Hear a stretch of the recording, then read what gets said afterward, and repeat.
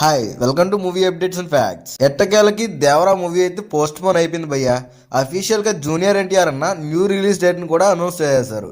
Devara part 1 movie 10/10/2024 అయితే release అవుతుందని official గా మూవీ టీం కూడా అనౌన్స్ చేసింది. ఎన్టీఆర్ అన్న ఫ్యాన్స్ కు చాలా పెద్ద దెబ్బ అయితే వేసింది భయ్య.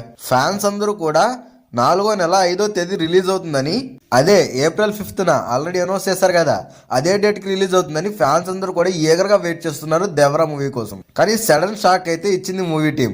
మూవీ పోస్ట్ పోన్ అయిందని అఫీషియల్ గా అనౌన్స్మెంట్ ఇచ్చింది. ఇక దేవరా మూవీకి న్యూ రిలీజ్ డేట్ కి వచ్చిన చిక్కులు ఏంటంటే, Devara movie 2024 10th month 10th date కి అయితే రిలీజ్ అవబోతుంది.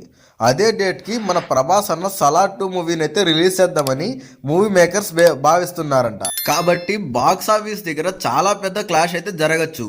Devara movie and Salaar part 2 clash అయితే ఏ మూవీ విన్ అవుతుందో కామెంట్ సెక్షన్ లో కామెంట్ చేయండి ఫ్రెండ్స్. కానీ సలార్ పార్ట్ 1 బాక్స్ ఆఫీస్ దగ్గర అనుకున్నంతగా అయితే ఆడలేదు.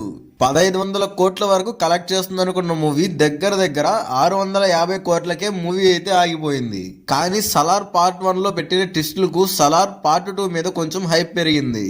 కానీ సలార్ మూవీ దేవరా మూవీకి పోటీ ఇస్తుందంటారా? ఒకవేళ దేవరా మూవీ రిలీజ్ అయిన టైంలోనే సలార్ పార్ట్ 2 రిలీజ్ అయితే ఏమవుతుందో తెలుసా? ఒకే మూవీ 1500 కోట్లు కలెక్ట్ చేయాల్సిన మూవీకి కూడా కలెక్షన్స్ అయితే తగ్గిపోతాయి. ఎందుకంటే ఏ హీరో ఫ్యాన్స్ ఆ మూవీకి అయితే వెళ్ళిపోతారు. అప్పుడు ఇతర మూవీకి కూడా రావాల్సిన కలెక్షన్స్ చాలా వరకు తగ్గిపోతాయి. కనుక క్లాష్ అవ్వడం నా వరకు తప్పనే అనిపిస్తుంది. ఎందుకంటే రెండు మూవీస్ కూడా కొంచెం గ్రాస్ అయితే చాలా వరకు తగ్గిపోతుంది.